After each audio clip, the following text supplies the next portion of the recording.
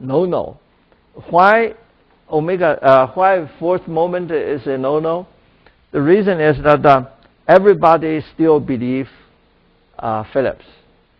If you believe in Phillips, then the spectrum has a -5. If you compute the fourth moment of -5, the omega frequency is 1 over omega fifth.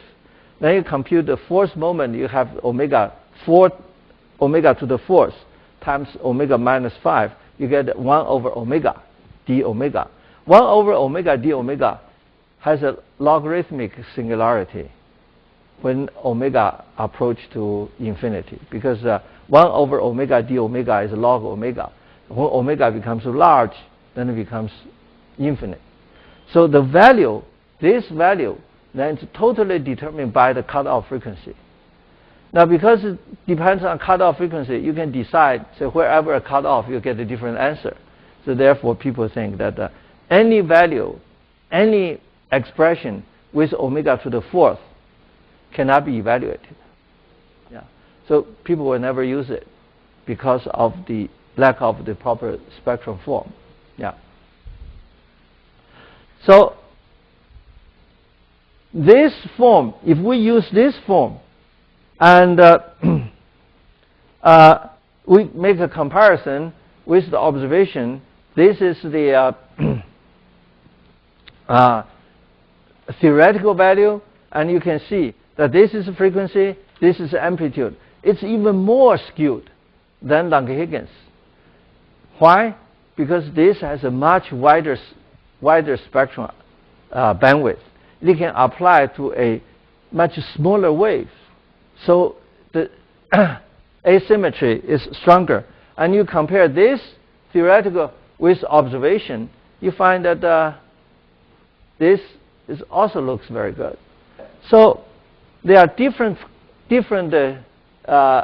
kind of spectrum shape, probability density function. Now, if we go ahead and check this, you see that if you integrate the H out, you get a marginal distribution of sigma. And from marginal distribution of sigma, you actually can get the period distribution. And period distribution compared with the delta looks also very nice. But you have to realize, at that time, either Langevin-Higgins or Dr. Yuan's distribution are all relatively narrow band, because at that time we don't have the empirical mode decomposition. So if a wave has more than one peak, you will have problem. So most of their waves actually is built based on almost a intrinsic mode function. The difference is that the intrinsic mode function can have frequency wider or narrowly distributed. Yeah. So the comparison, if you neglect the small wave, the comparison with the large wave, the distribution looks good. Having seen that, then I decide to carry out the test. I said, all right, I will then use this sigma square and to integrate, and I will see how it looks, how the distribution, that weighted distribution of as a function of sigma, how that looks. And once you carry out the integral, and the integral can actually be carried out in a closed form, even though this seems ugly, but typically it's an exponential function. The integral can be carried out easily. And once you carry it out, what you find is that this is the frequency. This frequency is to the second power. A frequency to the second power, but then here is a -5 over 2. So this 2 and 2 cancel, so you get the frequency -5. So Langevin says, well, look, listen, this is correct. This is -5. It's a Phillips spectrum. Of course, Langevin never did this. I did this. I was found this -5. I said, well, looks good. Yeah. That's one way of doing that. And the next way to do that is using Dr. Yuan's. And Dr. Yuan's integral, again, is just a power law if you carry out the integral. This is much more complicated. Here is that you have a sigma square. Sigma squared squares is sigma fourth. Sigma fourth raised to 5/2 law, it becomes sigma to the 10th. Then luckily you have a sigma 3 here. So it's sigma minus 7. It's not sigma minus 5. In other words, asymptotically, it does not agree with Phillips. Yeah. But this is the form. And this form, again, depends upon moment to the fourth. Yeah. So we got two different forms, but both form looks looks like a polynomial function, and we can actually compare with observation. This is the original spectrum, and here are two curves. One is Langevin-Higgins, the other one is Yuan. Even though the asymptotic value is slightly different, but if you plot it in a linear scale, you will never see it. Yeah, they both compare well with with the spectrum. But the difference is that the spectrum derived with probability density function is a little bit more symmetric compared to this spectrum is very asymmetric from the peak. But the probability density function derived the spectrum is much more symmetric. And especially if you look at the curve by Langevin-Higgins, because it's much narrow band and therefore it's much more symmetric. Yeah. And if you use Yuan's formula, we have a little bit deficiency, and this little bit deficiency we may not totally attribute to the inaccuracy of the model, because this is a Fourier spectrum, and we all know Fourier spectrum has harmonics. So once beyond the peak, this value may not be physical; it may be mathematical. So I made a couple of comparisons. They all look about the same.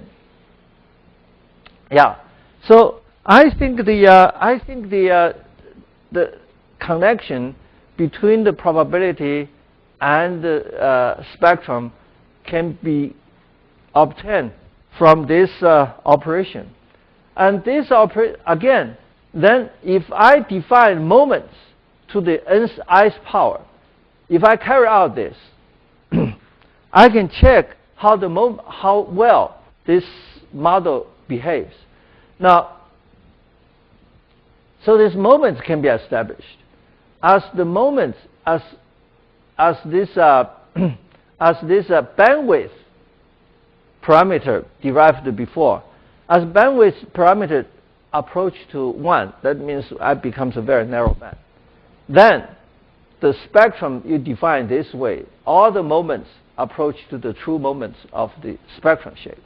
So that is comforting in the limited case when the spectrum is a narrow band. But for a wider band, such as white noise, the ratio of the moments defined by frequency and moments defined by probability, we have only the first moment equal to 1. That means zeroth moment.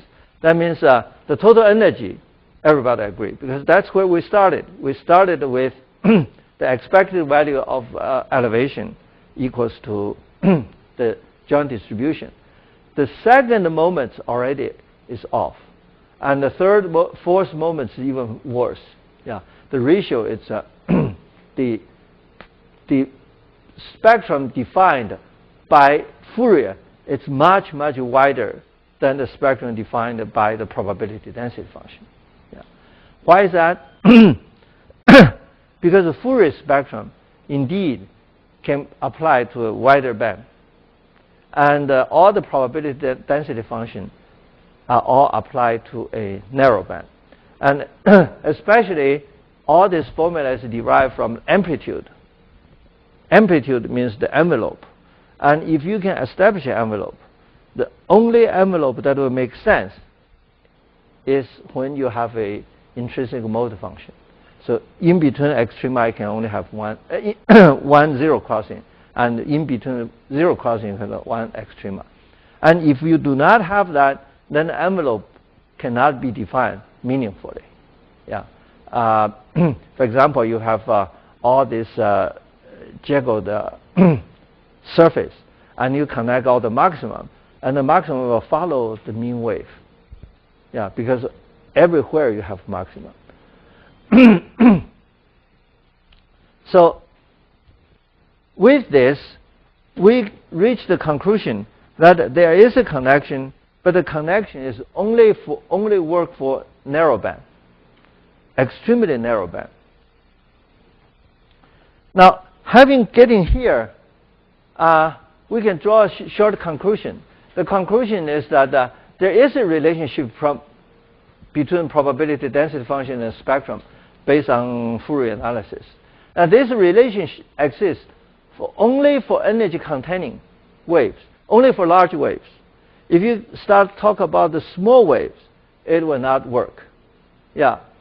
The Fourier spectrum works for much wider bands than the probability density function, which are all derived under narrow band or near narrow band. Yeah. So it is comforting that we established this relationship. And once I finished this, I was very happy. I thought, well, at least I understand the spectrum, the asymptotic form. I understand the probability density function. I was able to connect the two, and I wrote a paper to summarize this. Then I start to turn my attention to a different direction. And that's a turning point in my research. Perhaps I shouldn't use this. I was trying to change it, but it's kind of late. It's a turning point in my life. Yeah. At that time, I noticed that I need to study the governing equation of the wave, because we need the amplitude, we need the envelope, and what actually governs the envelope. Yeah. And that envelope is governed by Schrödinger, nonlinear Schrödinger equation. So I decided to look into that. And when I look into that, I have to look back in the history, how this thing arrived. Since the water wave is amazing. Water wave is one of the first natural phenomena that was successfully described by mathematics. Yeah. All the others, say for example, is how the wind blows.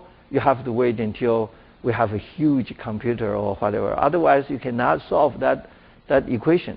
But the water wave can be treated very well because the viscosity or whatever doesn't matter. Does not matter that much. You can treat the fluid as a perfect fluid.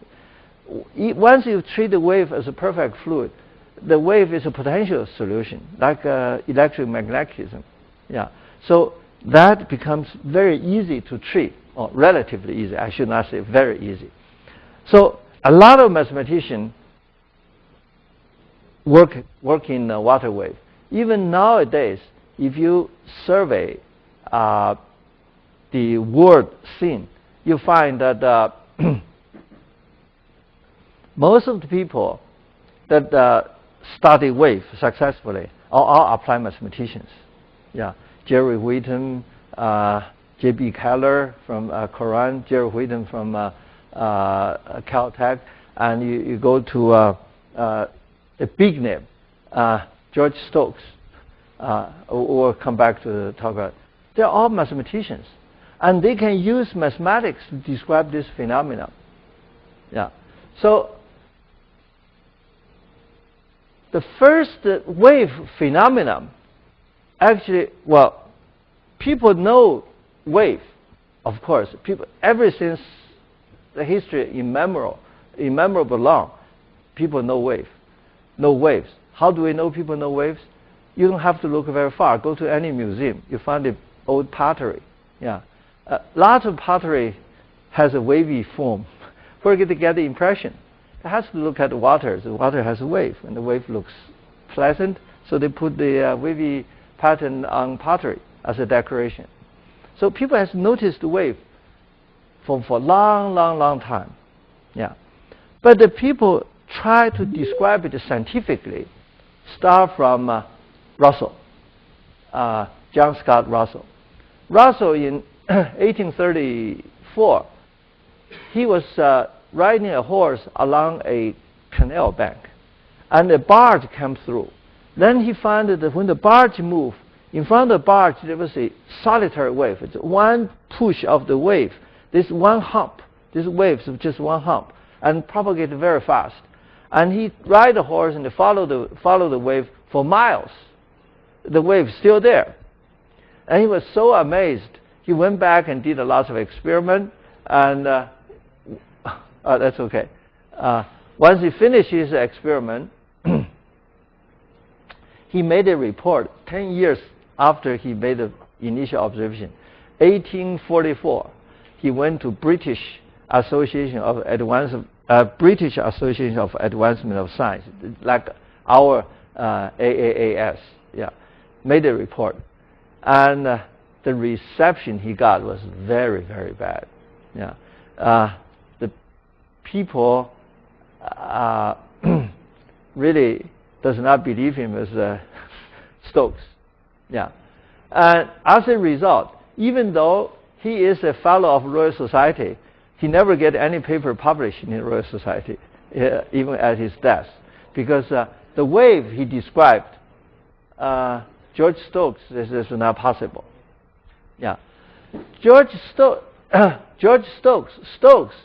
he derived the deep water periodic wave, and he published that in 1847, and that is the classic paper that we all know. Now, before we get into Stokes, let's look at the shallow water. The shallow water wave, as I said, his experiment and observation were totally discounted by George Stokes. He thinks that the mathematics doesn't support that. Until very late, 1871, Boussinesq and Rayleigh start to say, well, maybe his observation is right if we use different way to describe it. And the really important breakthrough is 1895. Yeah, by 1895, Cordwick and DeWolf derived the KdV equation, and that was able to establish that such equation can have a different set of governing equation. Yeah, and the real solution of this KdV equation will have to wait until 1960s by Kroskal. Kroskal is let me see. I think he's a mathematician in Princeton, and he derived or later we'll come back. He actually found a closed form solution. Now this is all history, and the closed form solution for KdV equation was called soliton. This is called soliton. The reason it's called soliton is that solution that they got actually propagate almost like a particle. You can have one soliton propagate, another soliton propagate, and these two particles can propagate independent of each other with very little interaction. And so because of that, this wave, even though he called the soliton, but lots of other people think that, well, soliton only applied to that particular equation. So most of people still call it a solitary wave. Yeah. Then his contribution of finding a solution, closed form solution, to a physically derived nonlinear differential equation was so amazing that he got a lot of honor, yeah, including the National Medal of Science, yeah.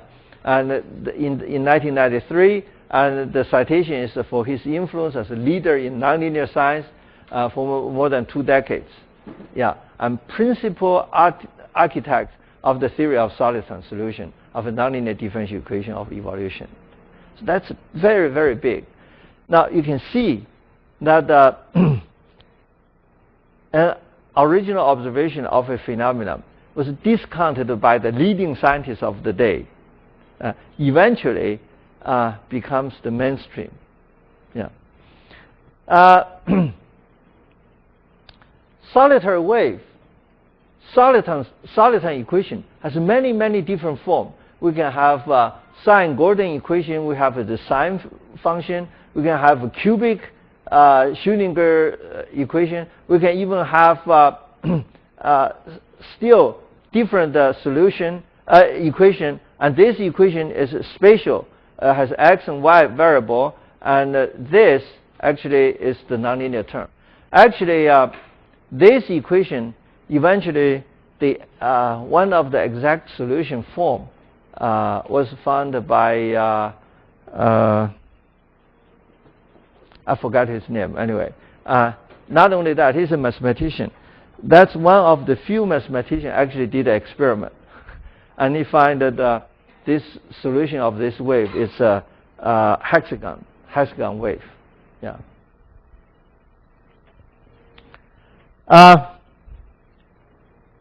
The classic solitary wave is actually of this form, and this form, this is nonlinear.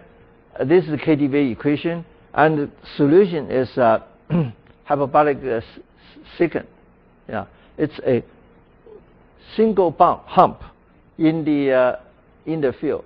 At this single hump in the field, you can have one wave here, one wave here, and this wave can catch up with it, and getting closer and getting together, and then eventually pass and go beyond. Leave this wave totally undisturbed. Yeah, that's the amazing part of the solitary wave. And can we see, other than this example? Yes, many people see this kind of picture on the beach when the very shallow water comes in. Watch this. This water comes in. This water comes from that way, and these are two solitary waves. These two solitary waves cross each other. Yeah. But after the cross, see, this part has already been crossed. It still keep propagating. Yeah. So the two sides cross each other, and this has not been crossed, and this this has not been crossed. Once it crosses, it's over here, over here. Yeah. So the solitary wave, it's really like a particle. It just maintains its own integrity and keep propagating. There is a slight phase shift. It is a 1/2 wave phase shift.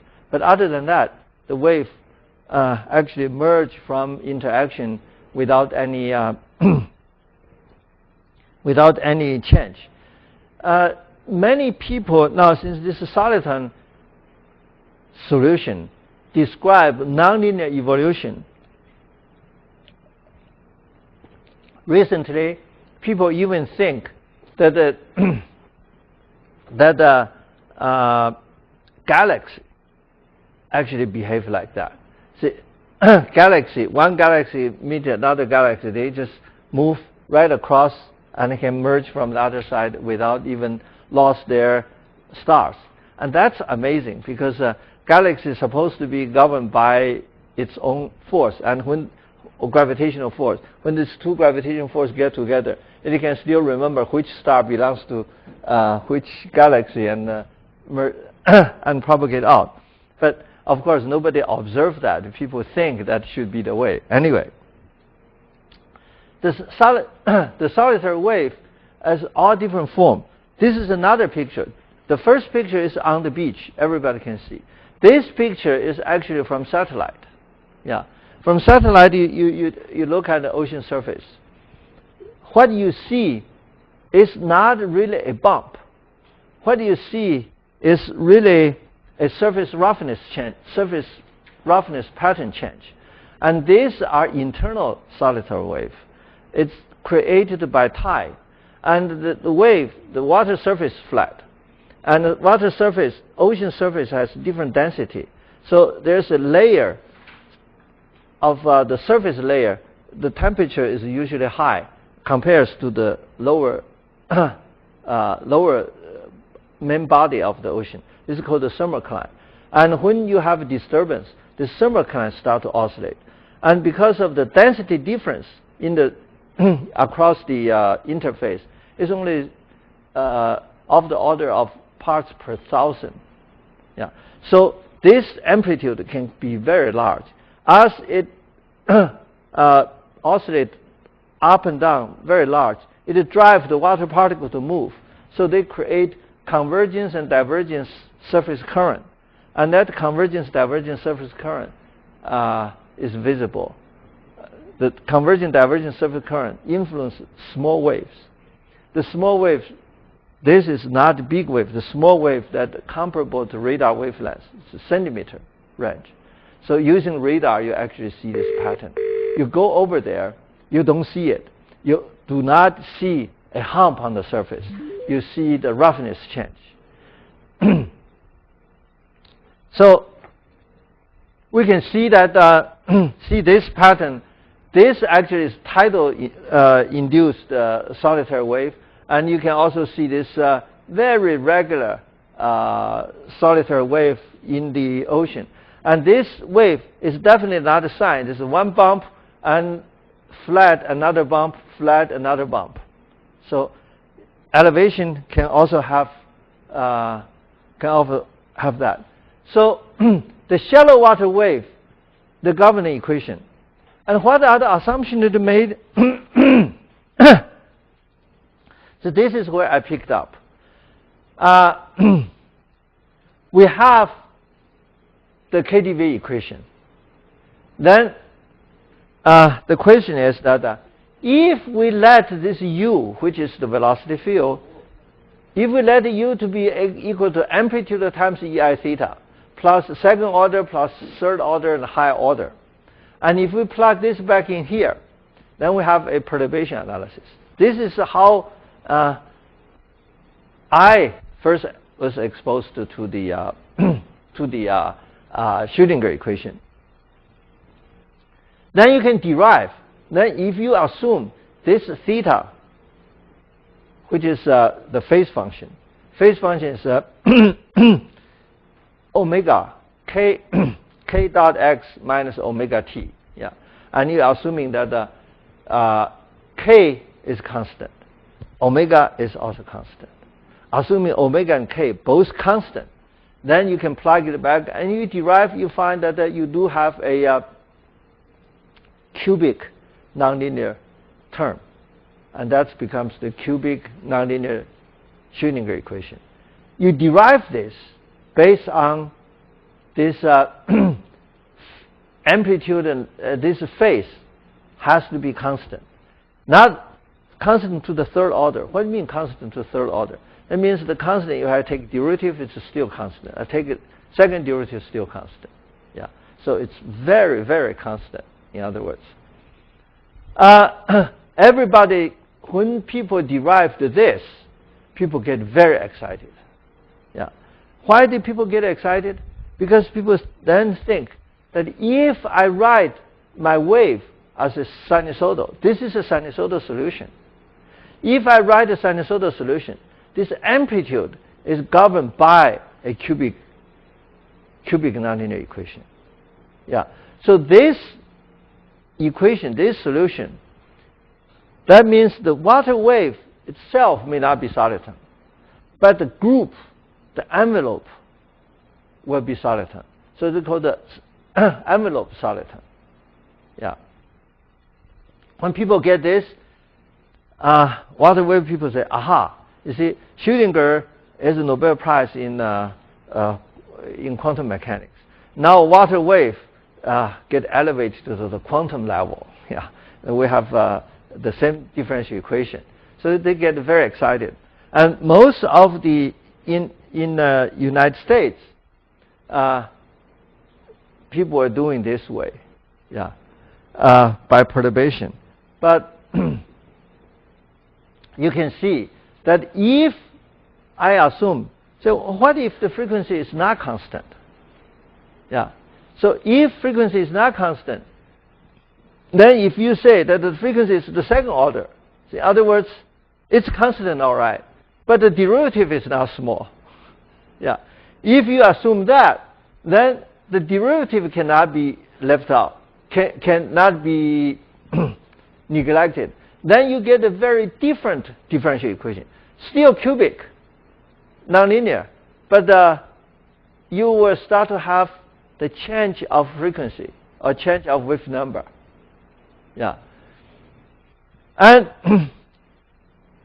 you can even go say, so well, what if the frequency is not constant by itself? Not only its derivative, its frequency is not constant. Then you will have even more extra terms in there. So when I start to play with this equation, I derive this equation, I find that there's no stop. Is frequency constant or is not? But then at that time, I didn't know frequency is not constant. I thought the frequency is perhaps constant. But then I also start to suspect that the constant frequency implies a pure sinusoidal wave. And we know that the pure sinusoidal wave does not exist. So what is exactly the frequency? That makes me think that what frequency actually means. And how to get that frequency? You have to go to Hilbert transformation. From here, I start to see the importance of amplitude and importance of frequency. And not only that, I want to see the instantaneous value of frequency. And frequency has to be a differentiable value. And then I realized the Fourier doesn't work. Fourier is constant. Yeah. And the Fourier is not a physical wave. So even if I derive an equation, I'll govern a sinusoidal wave. That's not a physical entity. That's a mathematical entity. Sine wave, you can write the sine wave solution anytime. But sine wave will never exist because it doesn't satisfy all the kinematic or dynamic boundary conditions. So at this time, I start to look into a different way to look at the frequency. Yeah. Meanwhile, most of my work were in deep water wave. Deep water wave, as I said, at the beginning was the mainstream because Russell get pushed aside, even though nonlinear Schrödinger equation now becomes the mainstream, more sophisticated answer. But at the very beginning, Stokes is the one that called the shots. Stokes is not a regular mortal. He is a giant in science. Look at what what his position. He's a Lucasian professor. Lucasian professor is the chair that Newton occupied.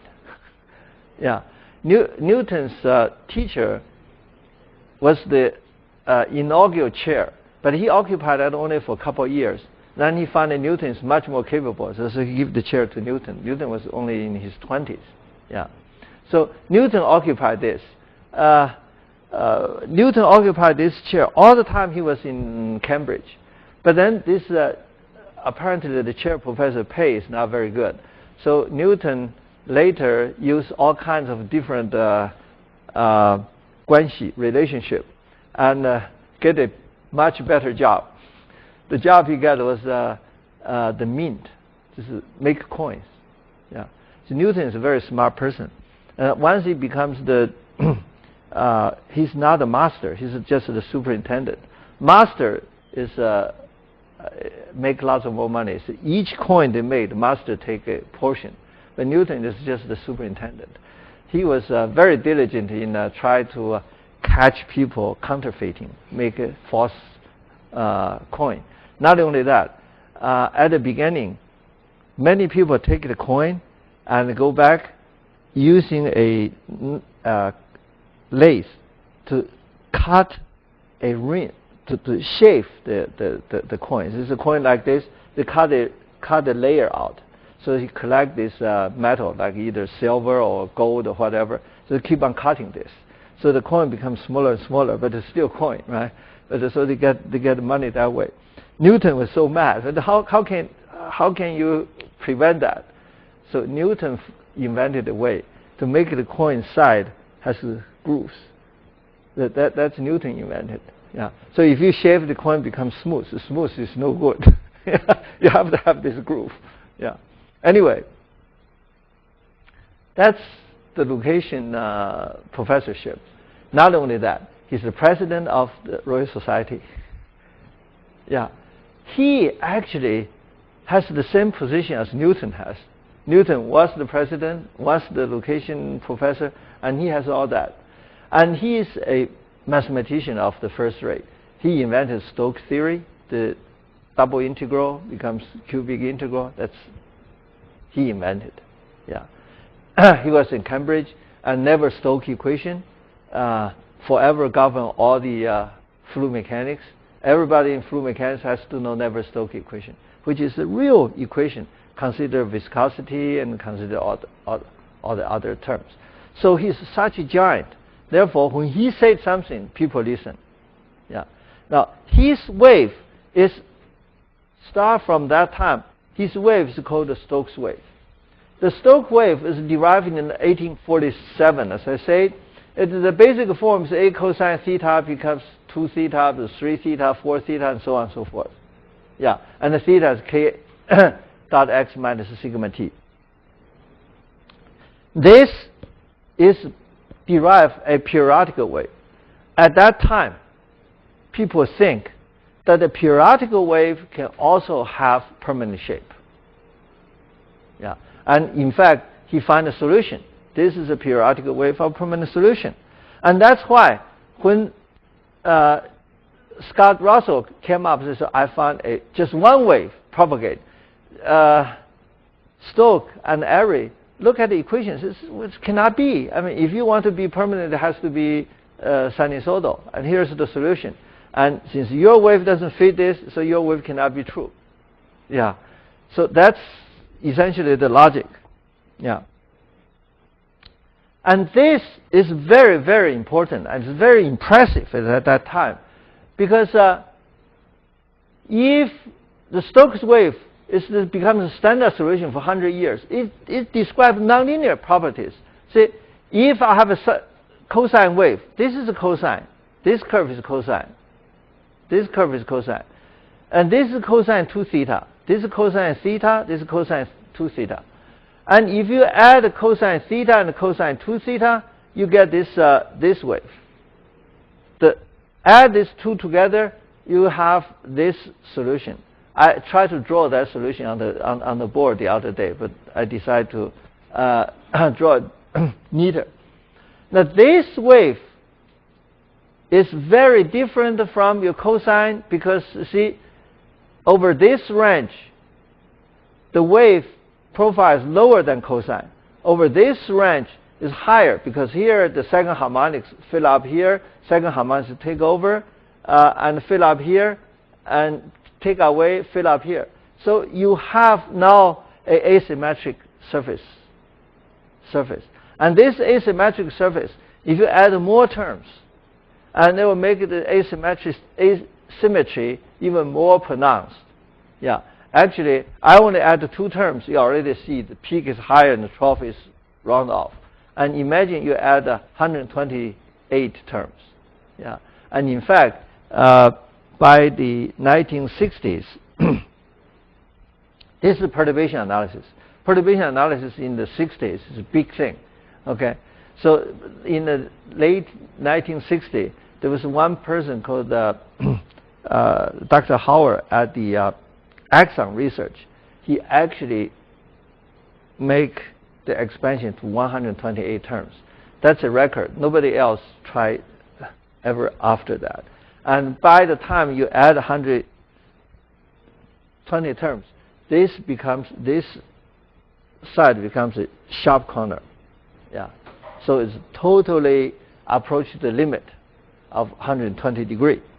So Stokes, with that simple expansion, was able to explain the wave to such a minute detail to even tell you the surface can be asymmetric. And that's amazing. However, at that time, nobody asked the question. The water wave is dispersive. This large wave, the dispersed should propagate faster. This wave should propagate slower.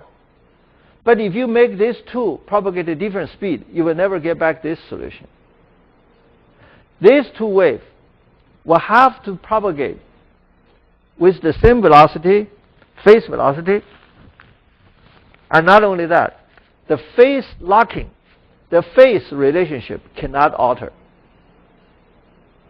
And no physical wave can behave like that, because if water wave is dispersive, if I have a wave of twice the frequency, I should propagate at 1/4 of the phase velocity, but it does not, according to this. So this wave obviously is not a physical wave. This is a beautiful mathematical solution, but it's not physical. Yeah, and that make me even feel even more curious about the water wave solution. Yeah, but then people start to question. For 100 years, from 1847 until 1960, nobody questioned the permanent shape. And then in 1960, Professor Phillips published a paper. The paper is on the dynamics of unsteady gravity wave of finite amplitude. Yeah. He said that the wave is permanent shape, all right. But how can this wave propagate, and how's the envelope, how's the wave as a group, how would they behave? Then by that,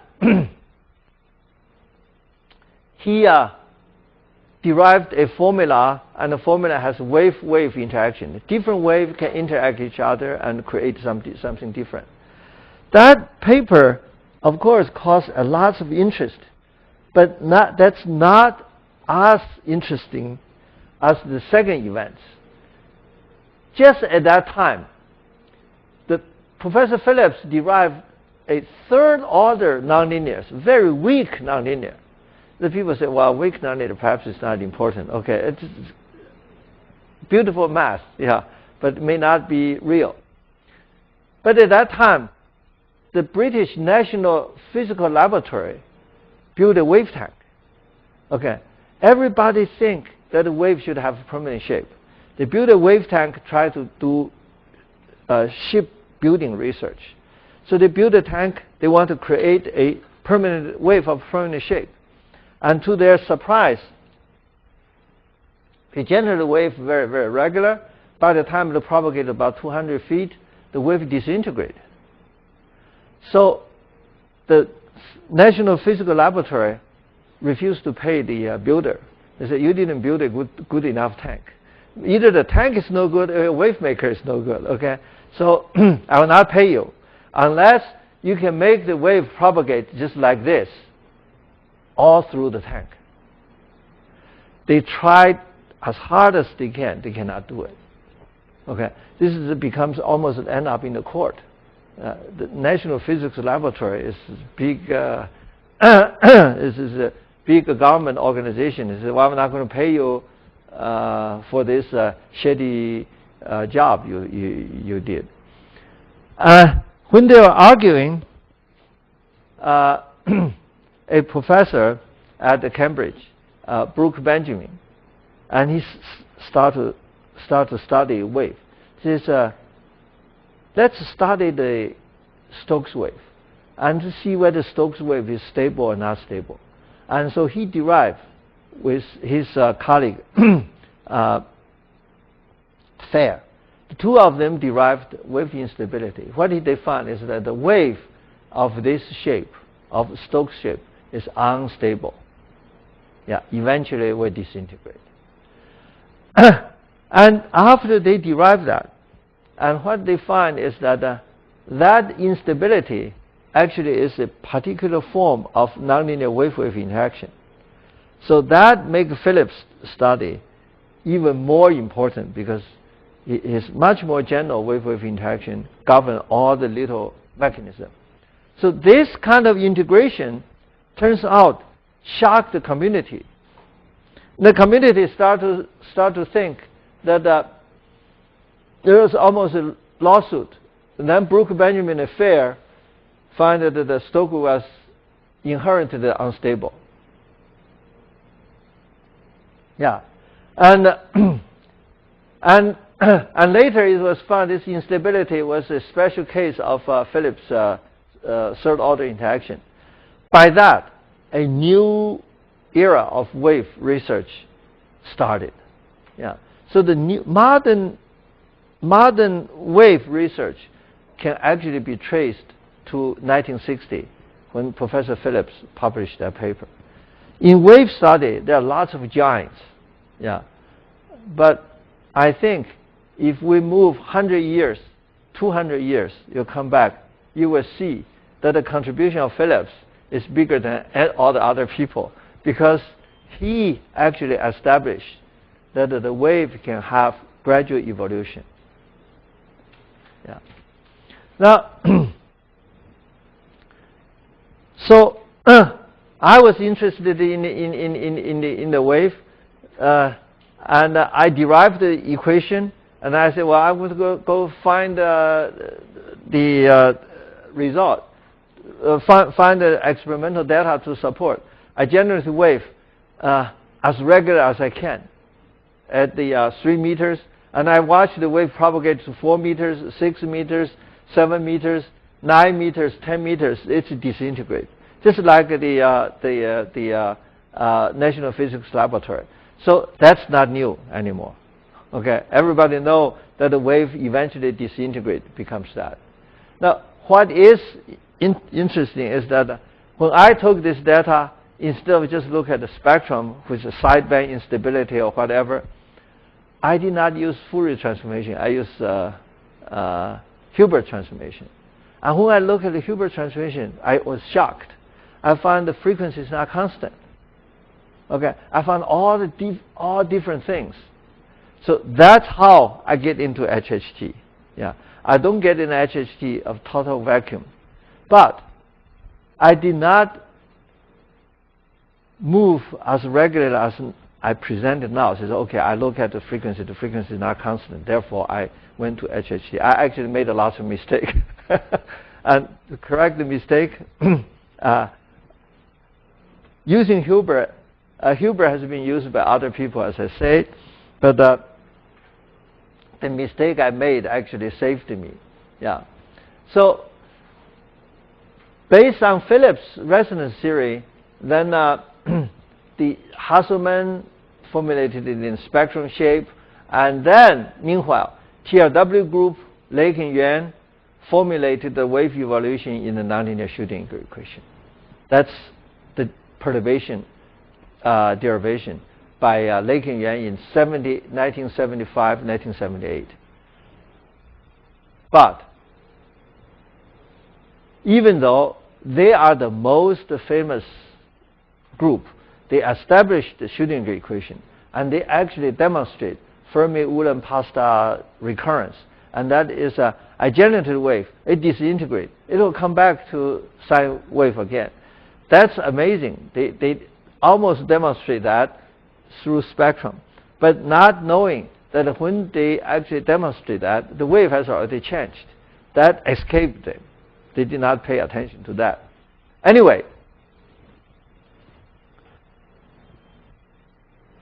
using this formula, and you derive even go to higher and higher order, you find that the wave instability even can create this like a fish scale pattern. And that also in Phillips nonlinear wave-wave interaction, but you have to extend it to higher order, fourth order, including direction and all that. And but all this was fine because United States was the most published country. All this was fine, but they didn't know in Russia, Zakharov, Vladimir Zakharov. In 1966 and 68, he has derived this nonlinear shooting equation totally independent of the shallow water equation. He derived this from Hamiltonian. It's much more elegant and much more complete. And that was published in the Russian literature. Nobody knew it until in the 80s. In the 80s, because of the Cold War, the United States government spent money to get all the Russian journals to translate that all in English, because not many people read Russian. So once they translated in English, they found that, gee, they have already done it in 1966, Zakharov. So they derived that in 1966, and actually it's governed. Schrödinger equation, as I said, is a function of A. A is the amplitude. It's not water particle. Okay, and they find that the amplitude is a soliton, at least to that order of approximation. And meanwhile, if you look at the soliton solution, that means this wave can actually have this. This is a this shape is a hyperbolic cosecant. Hyperbolic cosecant solution. This is a soliton solution.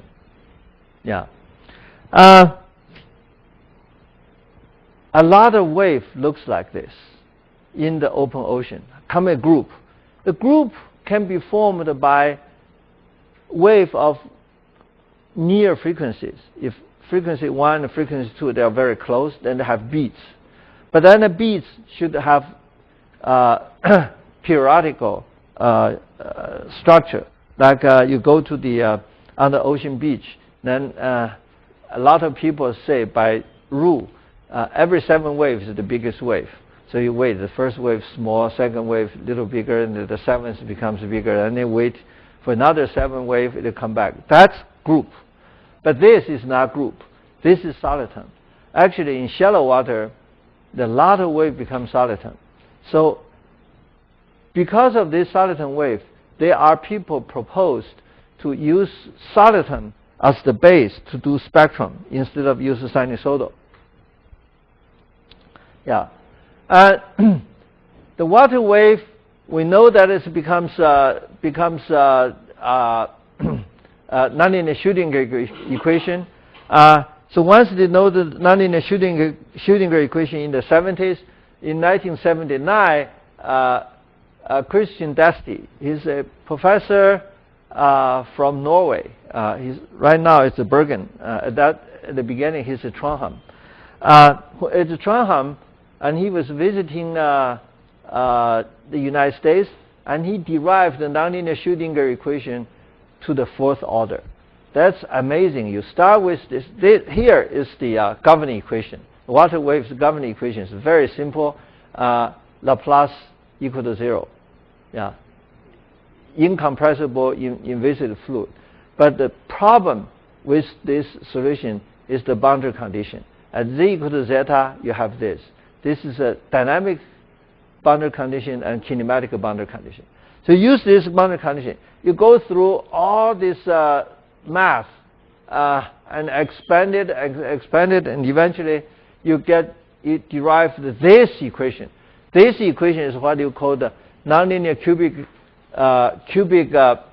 Schrödinger equation to the 4th order. This is the cubic term. This is the term that makes all the trouble. Yeah. Again, in this solution, frequency is also constant. All this constant frequency assumption really make me become doubtful of the validity. Yeah. So the carry are assumed to be of constant. The constant frequency assumption, I think it's not right. Especially after I have examined the wave. It's not right. And I've been saying that ever since the mid-90s. Now it's already 10 years. The wave people still haven't paid too much attention, even though I got a couple of papers published to that effect. So last winter, when I went back to Bethesda, I went to pay Professor Phillips a visit. I spent 2 hours making a presentation to him. I pointed out all the inconsistencies. Yeah, I asked Professor Phillips. I said, Professor Phillips, I see all this problem. If you can solve this problem, then I'll take it. If you cannot, then I think we ought to at least announce to the community that the wave is not without any problem. The wave solution we have now, it's all based on very, very unreasonable simplification, I think. Yeah. When I say unreasonable, I was a little bit more strict. The wave equation derived as we have now describe lots of phenomena we observe. Yeah. But the theoretical foundation is wrong. I think right now people study wave. They are not studying wave. They are studying mathematics. And that's why the leading theoreticians in wave are all applied mathematicians. Yeah. They don't pay any attention to the physical phenomena. All they want is to look at the equation. But this nonlinear, the Schrödinger becomes, because Schrödinger is such a big name, it's hard to shake. The moral of the story is that everyone tried to link their work with somebody famous. I am not the exception. For example, HHT is called Hilbert transformation. Do I use Hilbert anymore? Most of the time I don't. Many people at the very beginning suggest that we should kick Hilbert out of this the whole operation, but I still maintain it because that gives me a connection to the mathematical community. Yeah.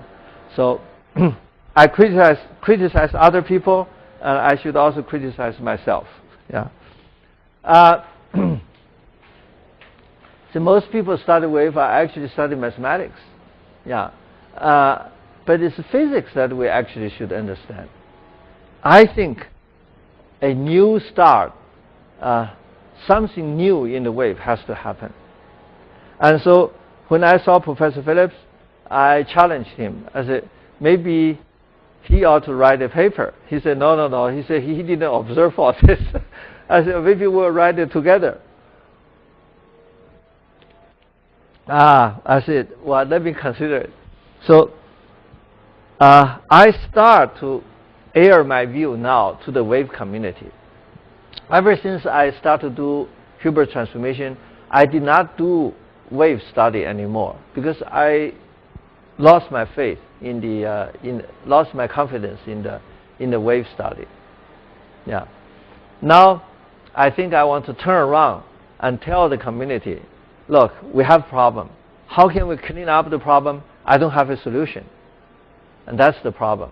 But I do have the tool for you to see what is correct, what is the real physics. Now maybe you will see once you see the physics, you will actually agree with me and try to find a solution. There are lots of smart physicists and lots of smart mathematicians. I think once you pose the problem correct, the solution will come through. I will not discuss the details of the wave because that's part of our course. We will study that later. So once we get the Schrödinger equation, I know the envelope, I start to explore the envelopes. Yeah, the natural way to do that is to Hilbert transformation. Now once I use Hilbert transformation, I find a lot more than I asked for.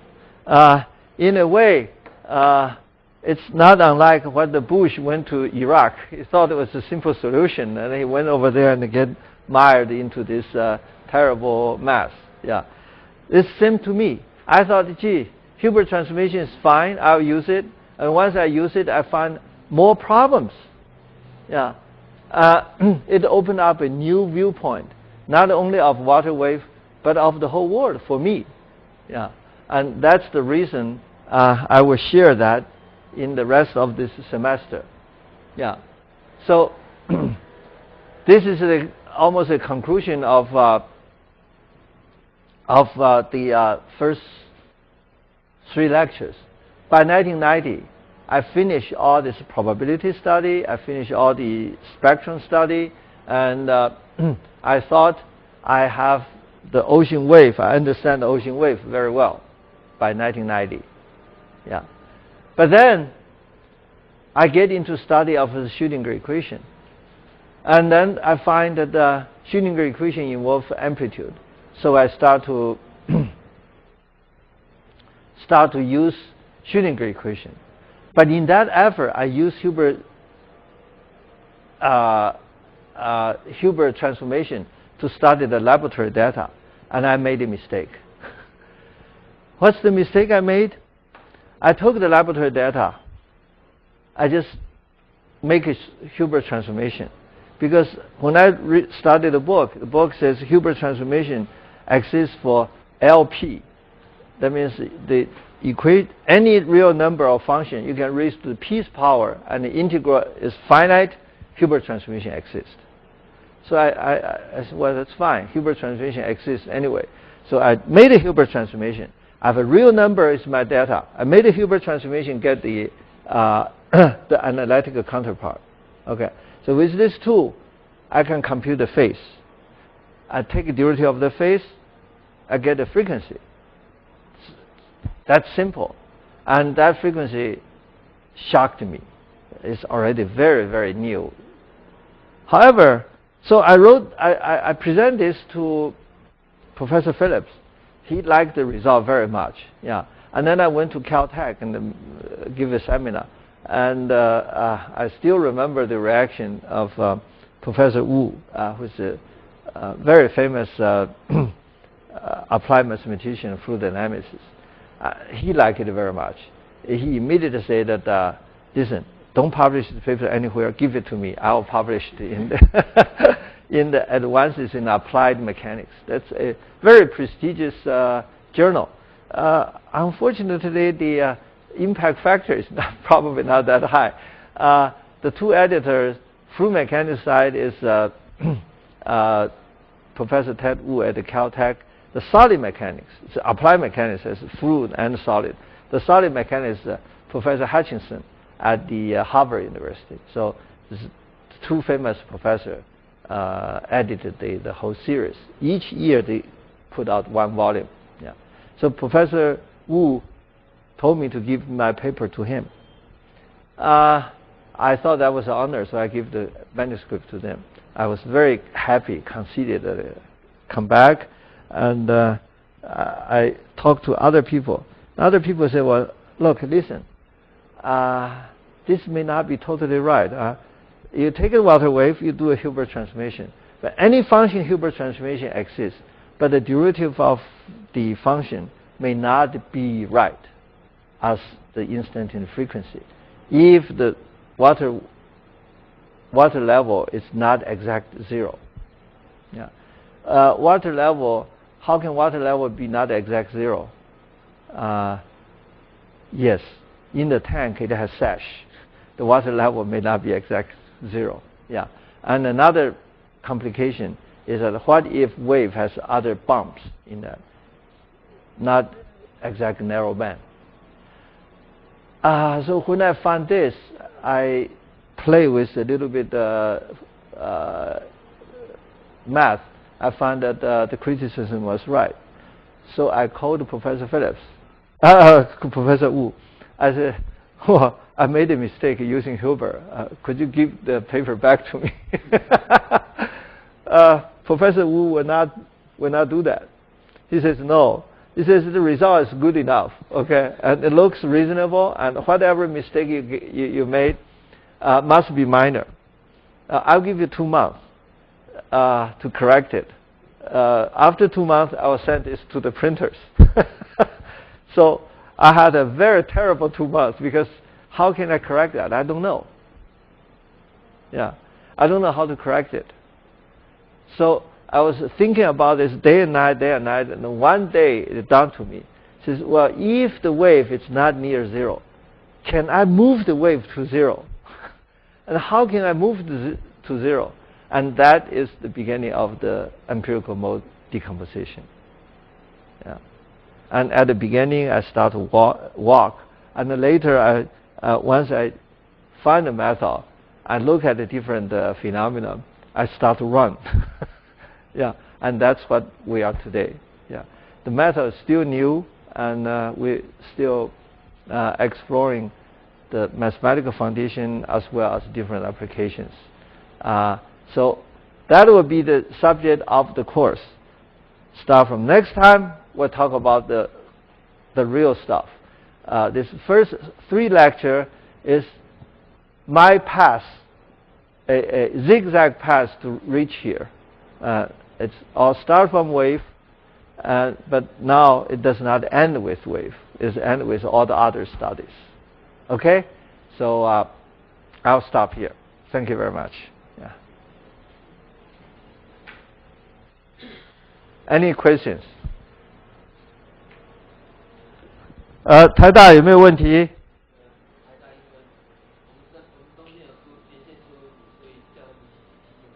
哦，他们提前下啊只要静怡啊，静怡有没有问题？静怡的人都比较客气啊，他们比较 OK。Any question here? I can't believe that my explanation is so good. 你们 You can ask question in Chinese.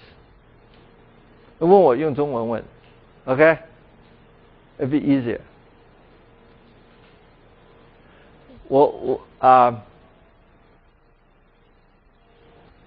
I have an experience I will share it with you because we still have 10 minutes. I went to Beijing, give a talk on HHT. First time I used English. After my talk, there was absolutely no question.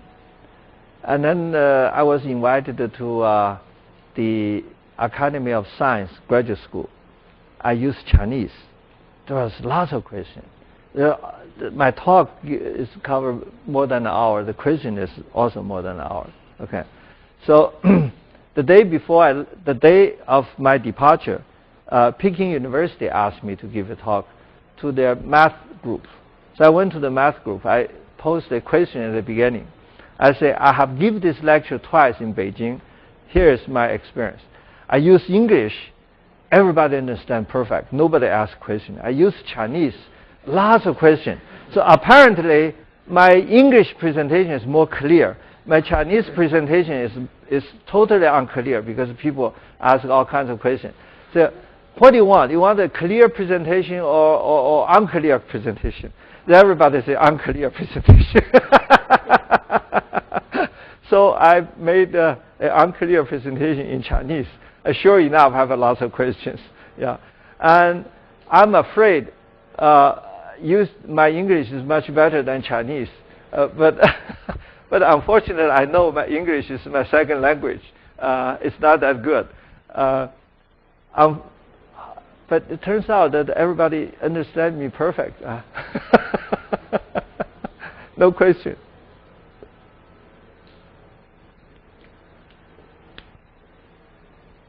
Well, I'll count to 3. If you have no question, I will not keep you. Oh, okay. Sir, you say that most problem they use 为什么？ Yeah. 他们用了太多简化的结果，可是为什么他们还可以得到相当合理的现在的结果？ Yeah, a lot of science and engineering. I will later get that again. We never look for absolute proof. We look for close enough approximation. Yeah, the linear perturbation is close enough to explain the majority of the phenomena. But there are phenomena they cannot explain. That means if you can explain some phenomena, you are already successful in science and engineering. Yeah, but you may not explain everything. See, that's why science is moving, always moving one layer on top of another, one layer on top of another. But mathematics is different. Mathematics, once they proved, that's it. For example, like I used the example of the plane geometry. Nobody can improve Euclid. Yeah. If we invite Euclid back here, and he will sit among all the mathematicians in plane geometry, I don't think anybody can teach him a lot of things. Yeah, because his geometry is so perfect. He may not solve all the problems, but once he knows how you draw the auxiliary lines, then he immediately will see the lines, and he can prove it too. Yeah, but if we invite the greatest scientists like Socrates or Aristotle, we come over here. Even an elementary school teacher can teach him a lot of things, like the Earth is round, the Earth is rotated around the sun, and so on and so forth. So science is keep on building. Yeah, before we know Earth is not the center of the universe, we use Earth as center of the universe. We expand a lot of things. Yeah, to the degree of observation. 所以我们现阶段的工作只有用一些工具把非线性跟那个 non-stationary 展示给大家看，跟大家讲说以前这些都被忽略掉，这是现阶段的工作。Right. But right now, we do not have a total theory of, say, for example, if we give up the perturbation analysis, is tell me if I perturbate the frequency, I derive the equation, but I don't know when to stop. Is the first order non-constant or second order non-constant? The solution will be different. Yeah, and also you can make the equation so complicated nobody can solve it. So even you give that equation, the mathematician still kick out a few terms and get a solution. Yeah, but the computer is very powerful now. The computer helped us at least to see something. Yeah, increasingly mathematicians start to accept numerical solutions. Yeah. So if you can get a numerical solution, it's fine. Yeah. Okay. So we need to do homework after you purchase how much you're going to talk in your lecture about here. Yeah, we will talk about the Hilbert transform. Because I look at most of the textbook is only about like 1 page, 2 pages of here is how about the first word Hilbert. Last time I talk about, thinking back, last time I taught this course, I spent too much time talking about Hilbert transformation. To do that, we have to know Fourier transformation. Hilbert transformation actually is implemented by 2 Fourier transformations. And that was the invention of Gabor, who is a Nobel Prize winner again. Yeah. I think I have second thought of how much time I want to spend. I will talk about Hilbert transformation. Yeah, but I think since back deep in my heart, I'm already give up Hilbert. So I will talk about it, but not to a great extent. Yeah. We can show you to prove to you that the Hilbert transformation is two Fourier transformation back to back. We'll talk about that much. Or you can use convolution to compute the Fourier Hilbert transformation. Hilbert transformation is your data convolved with 1 over t. Yeah. So 2 ways to do it. Okay. Any more questions? 我只请教一下啊，为什么就是Water跟那个 Ocean 是这么重要？有以前这么多人在研究这个部分的一个主题。Well, you culture the reason, you 那个 scientific reason. Culture 的 reason 是当这个when science developed, at that time, it also coincided with the sea power. Okay, in the 18th and 19th century, whoever controlled the sea controlled the world. So that's why the British is so strong. Now, before British, the Dutch was strong, and the Spaniard was strong, and the Portuguese was strong. And then finally, British beat them all and rule the waves. So whoever ruled the waves, ruled the world. So British was able to, England was able to establish so many different colonies and make it so strong. So everybody used the sea, and the ocean is important. So understand the wave becomes a important topic. That's cultural reason. Scientific reason, as I said, the wave, the motion, in the wave motion, the viscosity effect is very small. And if you neglect the viscosity, then the wave motion, the water motion, can be treated as a perfect fluid without the viscosity. Then the perfect fluid solution can be reduced to potential flow. And potential flow is much easier to treat mathematically, Laplace equation. Yeah. The boundary condition is difficult. But so since it's boundary, so we'll perturbate the boundary. Turns out the boundary is wave. Yeah.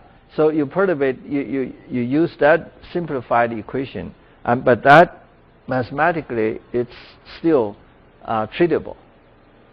Yeah. That's why wave at that time in the 19th century gets so much attention. Yeah. And to this day, most of applied mathematicians still working on wave problem. Yeah. So if you work in, say, general circulation problem, general circulation, you cannot make any approximation. You have to solve the whole Navier-Stokes equation. But the wave is different. Wave is to say, well, sure, Navier-Stokes equation. Navier-Stokes equation, we reduce that as a dynamic boundary condition. We solve the Laplace equation. But in perfect fluid, in real fluid, we don't have that. The viscosity will generate vorticity, and that causes the complication. Yeah. Okay. All right. Thank you very much. Yeah. We'll start from next week. We'll talk about the real thing.